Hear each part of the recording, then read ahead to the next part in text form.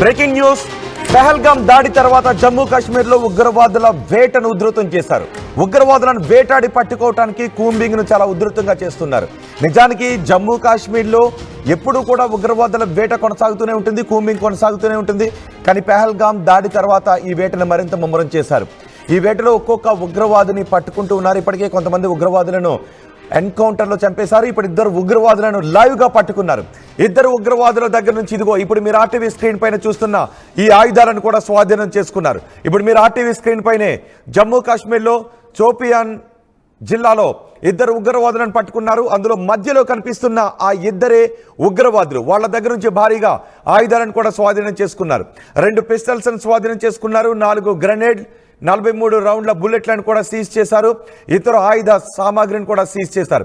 ఇప్పటికే ఉగ్రవాదులు ఎక్కడ దాగి ఉన్నారు అనే విషయాలు తెలిసిన తర్వాత అక్కడికి భద్రతా బలగాలు వెళుతూ ఉన్నప్పుడు ఉగ్రవాదులు భద్రతా బలగాలపై కాల్పులకు దిగితే ఆ ఉగ్రవాదులను ఎన్కౌంటర్లో మట్టుబెట్టిన ఘటనలు రోజు చోటు చేసుకుంటూనే ఉన్నాయి.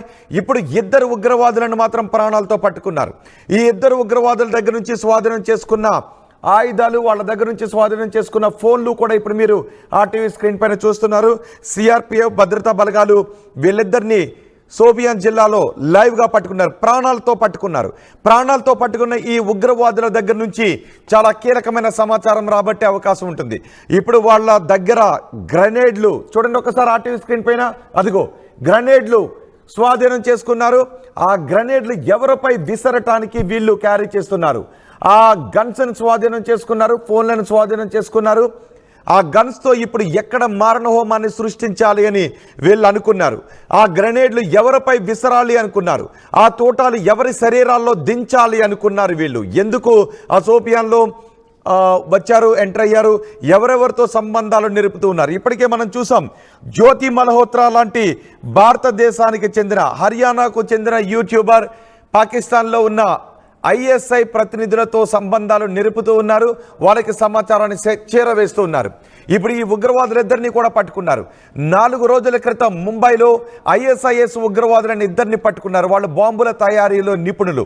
ఇప్పుడు వీళ్ళ దగ్గర గ్రెనేడ్స్ ఉన్నాయి, పిస్టల్స్ స్వాధీనం చేసుకున్నారు, బుల్లెట్లను స్వాధీనం చేసుకున్నారు. జమ్మూ కాశ్మీర్లోని షోపియాన్లో వీళ్ళిద్దరిని పట్టుకున్నారు. అంటే మారణ హోమాన్ని సృష్టించడానికి వీళ్ళు కాశ్మీర్లోకి ఎంటర్ అవుతూ ఉన్నారు. పక్కా సమాచారంతో వీళ్ళని ఇప్పుడు ప్రాణాలతోనే పట్టుకున్నారు. ప్రాణాలతో పట్టుకోవడంతో చాలా సమాచారం వీళ్ళ నుంచి వచ్చే అవకాశం ఉంటుంది. పాకిస్తాన్లో ఎటువంటి కుట్రలు జరుపుతున్నారు, భారతదేశంలో ఇంకా వీళ్ళ సహచరులు ఎవరెవరున్నారు, ఎక్కడెక్కడున్నారు, ఈ సమాచారం అంతా రాబట్టే అవకాశం ఉంటుంది. ఇప్పుడు మీరు చూడండి అక్కడ సీజ్ చేసిన ఫోన్లో ఏ డేటా ఉంది, భారతదేశంలో వీళ్ళకి ఎవరెవరు సహాయాన్ని చేస్తున్నారు అనే డేటా బహుశా ఆ ఫోన్లలో ఉండే అవకాశం ఉంటుంది. ఆ ఫోన్లను కూడా ప్రస్తుతం భద్రతా బలగాలు స్వాధీనం చేసుకున్నారు. కాబట్టి ఆ ఫోన్ డేటాను డీకోడ్ చేసి చూస్తే భారతదేశంలో వాళ్ళు సృష్టించాలి అనుకున్న విధ్వంసానికి సంబంధించిన చాలా సమాచారం బయటపడే అవకాశం ఉంటుంది. అలాగే భారతదేశంలో ఉన్న గుంట నక్కల వివరాలు కూడా బహుశా ఆ ఫోన్ బయట పెట్టే అవకాశం ఉంటుంది. ఇప్పటికే ఇద్దరు ఉగ్రవాదులను ప్రాణాలతో పట్టుకున్నారు కాబట్టి చాలా కీలకమైన సమాచారమే వీళ్ళ నుంచి రాబట్టే అవకాశం ఉంది. ఎఫ్ఐఆర్ కూడా నమోదు చేసి వీళ్ళిద్దరిని భద్రతా బలగాలు విచారిస్తున్నారు. మా ప్రతినిధి కృష్ణమోహన్ ఉన్నారు పూర్తి సమాచారం అందించడానికి. మా ఇన్పుట్ ఎడిటర్ కృష్ణమోహన్, ఇద్దరు ఉగ్రవాదులను ఇప్పుడు ప్రాణాలతో పట్టుకున్నారు. ఇప్పటి వరకు ఉగ్రవాదుల కోసం వేట కొనసాగిస్తూ ఉన్నారు. పెహల్గాం దాడి తర్వాత ఆ వేటను మరింత ముమ్మరం చేశారు. కానీ ఉగ్రవాదులు ఎదురుకాల్పులు చేస్తున్న సమయంలో వాళ్ళని మట్టు పెడుతూ వచ్చారు. ఇప్పుడు ఇద్దరు ఉగ్రవాదులను ప్రాణాలతో పట్టుకున్నారు. వీళ్ళ నుంచి ఎటువంటి కీలక సమాచారం లభించే అవకాశం ఉంటుంది? సీజ్ ఫైర్ తర్వాత మనం పరిణామాలు కానీ ఒకసారి భారత్ లో కానీ పాకిస్తాన్ మధ్య జమ్మూ కాశ్మీర్ లో జరుగుతున్న వ్యవహారాలు కానీ చూస్తే వరుసకి చాలా ఎన్కౌంటర్లు, ఇప్పటికే 3-4 ఎన్కౌంటర్లు జరిగిన పరిస్థితిలో 2 రోజుల ముందు జరిగిన ఎన్కౌంటర్లో 4 ఉగ్రవాదులు చనిపోయిన పరిస్థితి, ఆ తర్వాత జరిగిన ఎన్కౌంటర్లో ఒక 2 ఉగ్రవాదులు చనిపోయిన పరిస్థితి. ఇప్పుడు మరో 2 ఉగ్రవాదుల్ని భద్రతా దళాలు షోపియాన్ లో ఇద్దరిని అరెస్ట్ చేశారు. వాళ్ళ దగ్గర నుంచి 2 పిస్టల్స్, 4 గ్రానైడ్స్, 43 రౌండ్స్ బుల్లెట్స్ సీజ్ చేశారు. ఇతర సామాగ్రి కూడా సీజ్ చేశారు.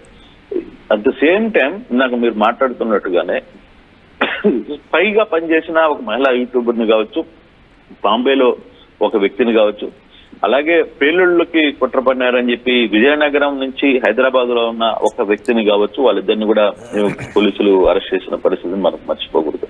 అంటే భద్రతా దళాలు భారతదేశంలో చాలా ప్రాంతాల్లో ఈ సీజ్ ఫైర్ తర్వాత కొంత అలజడి లేపాలి అనే ఒక ఉగ్రవాదుల కుట్ర, దాని వెనకాల పాకిస్తాన్ హస్తం, ఈ రెండు కూడా జరిగాయి అనేది చాలా కీలకమైన అంశంగానే మనం చూడాలి. సేమ్ టైం ఇదే టైంలో పాకిస్తాన్ లో కూడా ఒక ఇష్యూ జరిగింది, చాలా ఇంట్రెస్టింగ్ ఇష్యూ. దీంట్లో చాలా క్లియర్ గా ఏంటంటే లష్కర్ తోయిబా కీలక నేత నాగ్పూర్ లో ఆర్ఎస్ఎస్ కేరళ మీద దాడి సూత్రధారైన రజాపుల్లా నిజామాని ఖలీద్ అనే వ్యక్తిని నిన్న పాకిస్తాన్ లోనే ముగ్గురు గుర్తు తెలియని వ్యక్తులు వచ్చి అక్కడ అతన్ని కాల్చి చెప్పారు. అది నిజంగానే చాలా కీలకమైన వ్యక్తిగా ఉగ్రవాదిగా చేస్తున్నాం. మరి అక్కడ బలుచిస్తాన్ ఆర్మీ గెలిపిందా లేదా అనే విషయాలు బయటికి రావట్లేదు, కానీ అక్కడ ఖలీద్ని మాత్రం నిన్న పాకిస్తాన్ లోనే చంపేసిన పరిస్థితి అయితే చాలా కొంత డిస్కషన్ కూడా ఇది. ఎందుకంటే ఇప్పుడు నాగ్పూర్ ఆర్ఎస్ఎస్ దాని మీద కార్యాలయం మీద దాడి చేసిన సూత్రధారి. సేమ్ టైం ఇప్పుడు జరుగుతున్న ఉగ్రవాదుల అరెస్టులు కావచ్చు, ఉగ్రవాదులకు సంబంధించి కొంత ఇన్ఫర్మేషన్, తర్వాత ఇండియాలో స్పైలో పాల్గొన్న ఒక 2-3 వ్యక్తుల్ని అదుపులో తీసుకోవడం, హైదరాబాద్ అలాగే హైదరాబాద్ కుట్రలకి అక్కడ బాంబులు కొంత అక్కడ కాల్పులు చేయాలని ఒక ప్రయత్నంలో చేసిన కుట్రని విజయనగరం టు హైదరాబాద్ అక్కడ కనెక్ట్ చేసి అక్కడ ఇద్దరిని అదుపులో తీసుకోవడం, ఇవన్నీ కానీ చూస్తుంటే కొంత ఎక్కడో మారణహోమం చేయాలనే ఒక ప్రయత్నం పాకిస్తాన్ మళ్ళీ ఇండియాలో చేస్తుంది అనే ఒక ఆందోళన కనపడుతుంది. కానీ ఎక్కడికక్కడ పూర్తిగా కూడా కంప్లీట్ గా చెప్పిన పరిస్థితి అయితే కనపడుతుంది. అయితే ఇప్పటికీ ఈ వ్యవహారంలో రోహిత్ కంప్లీట్ గా జరుగుతున్న వ్యవహారాలు మనం అబ్జర్వ్ చేస్తుంటే చాలా ఇన్ఫర్మేషన్స్ భారత్ కి కొంత సోర్స్ తీసుకుంటున్నారు. అలాగే పంజాబ్ లో సంబంధించిన ఒక కీలకమైన స్పైగా పనిచేసిన వ్యక్తిని కూడా అదుపులో తీసుకున్న పరిస్థితి కూడా మనం చూసాం. అంటే పాకిస్తాన్ చాలా కుట్రలు చేయాలని ఒక ప్రయత్నం భారత్ లో చేసింది, దాన్ని అంతా కూడా ఎక్కడికక్కడ ఛేదించగలుగుతున్నాం. బట్ ఫర్దర్ గా ఈ వ్యవస్థ ఎలా ఉంటది, భారత్ సైన్యం ఏ విధంగా అప్రమత్తంగా ఉంది, భారత్ ఇంటెలిజెన్స్ విభాగాలు ఏ విధంగా ఉన్నాయి, తర్వాత వాళ్ళ ఆలోచనలు ఏ విధంగా ఉన్నాయి, ఇప్పుడు పట్టుబడుతున్న ముష్కరుల నుంచి మనకు వస్తున్న సమాచారం ఏంటి, వీటన్నిటిని కూడా ఎక్కడికక్కడ క్రోడీకరించి కొంత నిర్ణయానికి వచ్చే పరిస్థితి అయితే కనపడుతుంది. బట్ అంటే కృష్ణమోహన్, ఈ ఉగ్రవాదులు పట్టుబడుతూ ఉండటం, విదేశాలకు పారిపోయిన ఉగ్రవాదులు, ఇండోనేషియాకి పారిపోయిన ఉగ్రవాదులు ముంబైకి వచ్చి అక్కడ పట్టుబడడం, నిన్న కూడా హైదరాబాద్ లో ఒకరు, విజయనగరానికి చెందిన మరొకరు, ఇద్దరు కలిసి హైదరాబాద్ లో పట్టుబడడం, ఇటు జ్యోతి మల్హోత్రా లాంటి వాళ్ళ కుట్రలు బయటపడడం, ఇప్పుడు జమ్మూ కాశ్మీర్లో గ్రెనేడ్లు, పిస్టల్స్, తోటాలతో 2 ఉగ్రవాదులు పట్టుబడడం, అంటే వీళ్ళందరూ కూడా ఇప్పుడు స్లీపర్ సెల్స్ ఏదో యాక్టివేట్ చేసే ప్రయత్నాలు చేస్తూ ఉన్నారు అనుకునే సంకేతాలు ఇవన్నీ. డెఫినెట్ గా అదే కదా, స్లీపర్ సెల్ ని యాక్టివేట్ చేయాలనే ప్లానే కదా ఇది. కంప్లీట్ గా ఇదంతా కూడా ఒక సెక్షన్ ఆఫ్ పాకిస్తాన్ లో సైన్యాన్ని ఉండొచ్చు, లేకపోతే పాకిస్తాన్ లో ఉన్న ఉగ్రవాద సంస్థలు వీటన్నిటిని కూడా పెంచి పోయిస్తున్నాయి. దాదాపుగా ఎక్కడికక్కడ స్లీపర్ సెల్స్ మొత్తం కూడా కంప్లీట్ గా యాక్టివేషన్ లోకి వస్తున్నాయి. దాన్ని ప్రభుత్వాలు కావచ్చు, లేకపోతే భారత సైన్యం ఎక్కడికక్కడ దాన్ని గుర్తించగలుగుతుంది, వెంటనే అదుపులో తీసుకునే ప్రయత్నాలు చాలా సీరియస్ గా చేసింది, చాలా కొంత ఇన్ఫర్మేషన్ కూడా సేకరిస్తుంది. అయితే ఇది ఇలాగే ఉంటుందా, లేదు రాబోయే రోజుల్లో భారత్ లో కొంత మారణహోమం సృష్టించాలని ఒక ప్రయత్నం ఇంకా కొనసాగుతుందా? ఇది మనకున్న సమాచారంలో మనకి ఒక 10% మాత్రమే వీళ్ళందరినీ మనం కంట్రోల్ చేయగలిగామా, లేదు అది ఏ స్థాయిలో ఉంది కూడా మనకి తెలియదు కదా.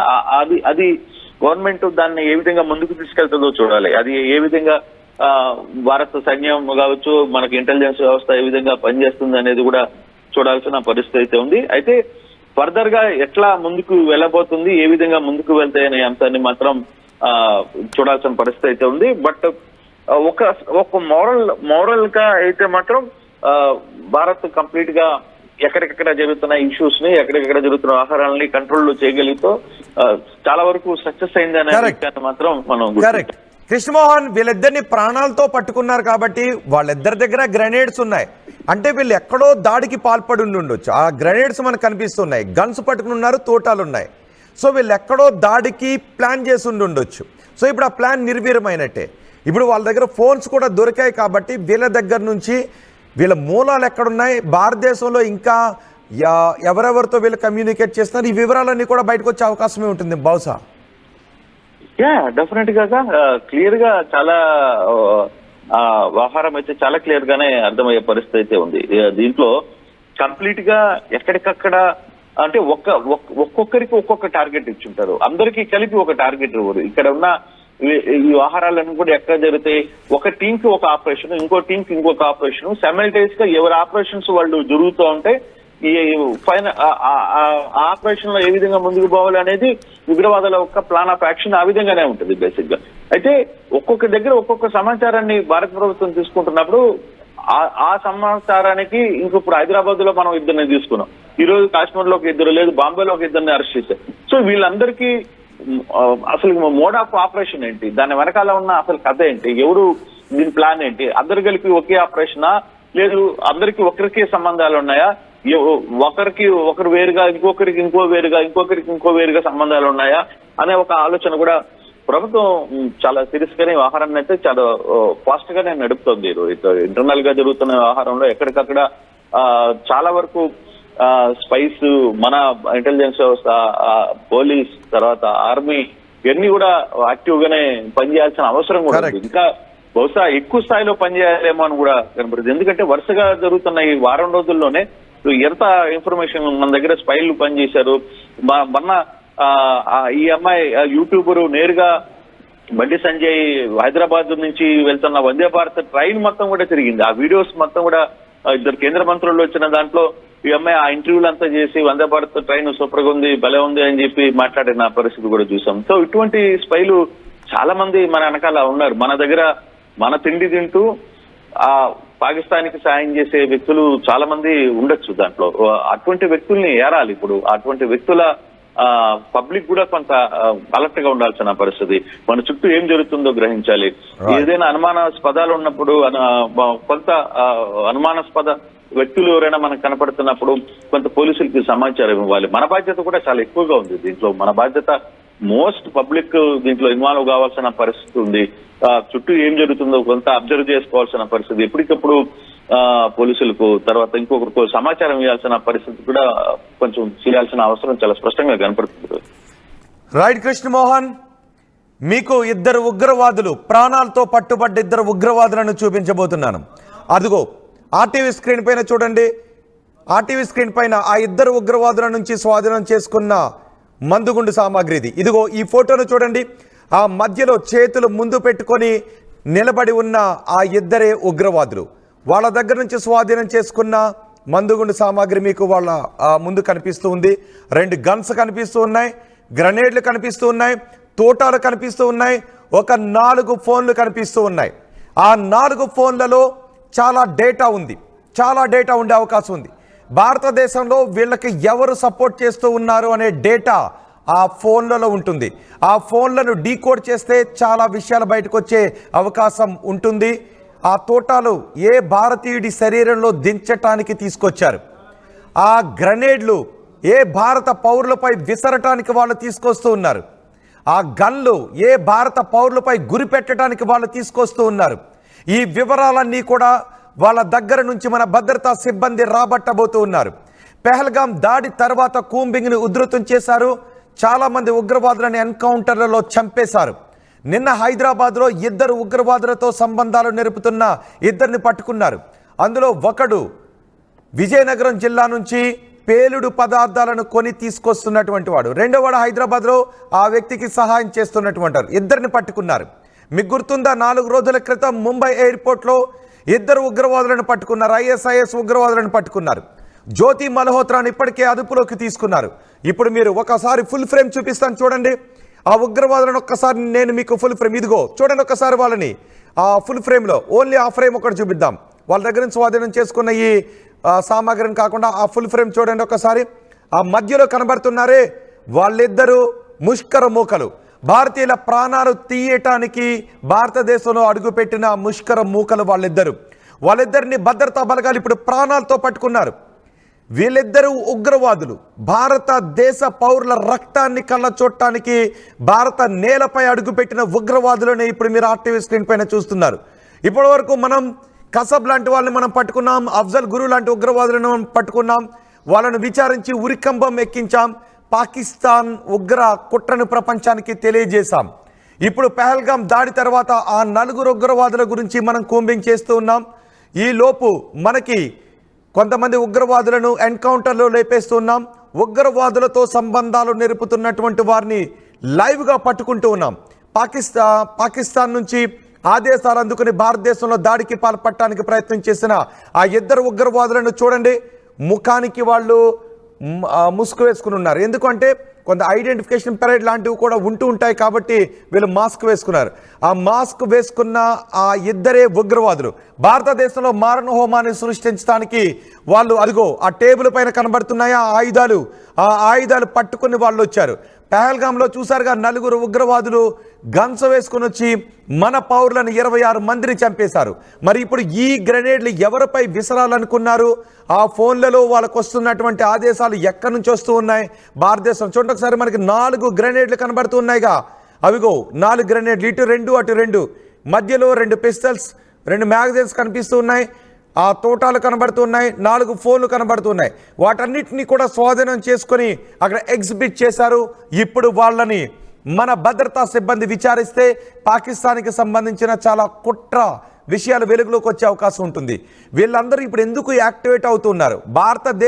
భారతదేశ సైనికులు పాకిస్తాన్ సైనికులు చేసినటువంటి దాడులను ప్రతి దాడితో తిప్పి కొట్టడంతో వాళ్ళు సీజ్ ఫైర్ అంటూ మన కాళ్ళు పట్టుకున్నారు.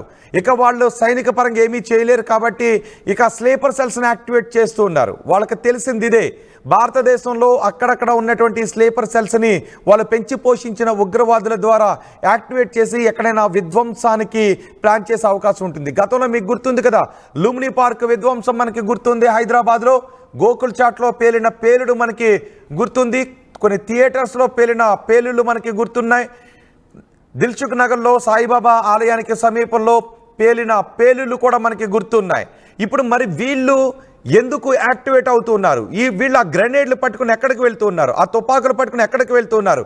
హైదరాబాద్లోనే నిన్న 2 ఉగ్రవాదులు పట్టుబడ్డారు. ముంబైలో 2 ఉగ్రవాదులు ముంబై ఎయిర్పోర్ట్లో పట్టుబడ్డారు. జమ్మూ కాశ్మీర్లో లైవ్గా మరో ఈ 2 ఉగ్రవాదులు పట్టుబడ్డారు.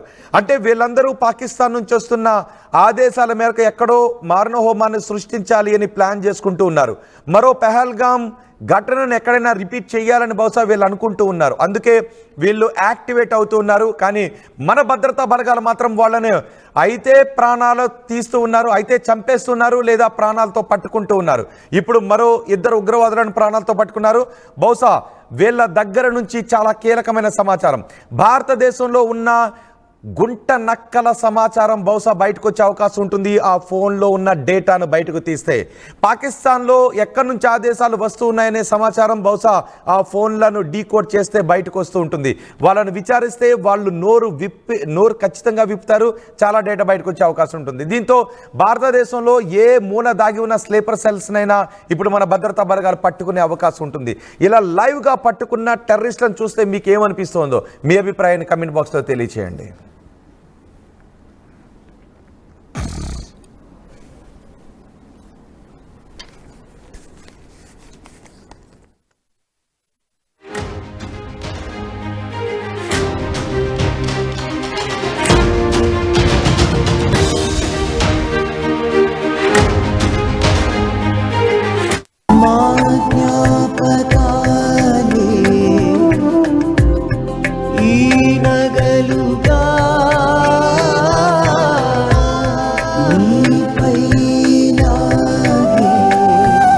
అమ్మాయి గౌరవాన్ని అమ్మలా కాపాడుతుంది గోకులం సిగ్నేచర్ జ్యువెల్స్.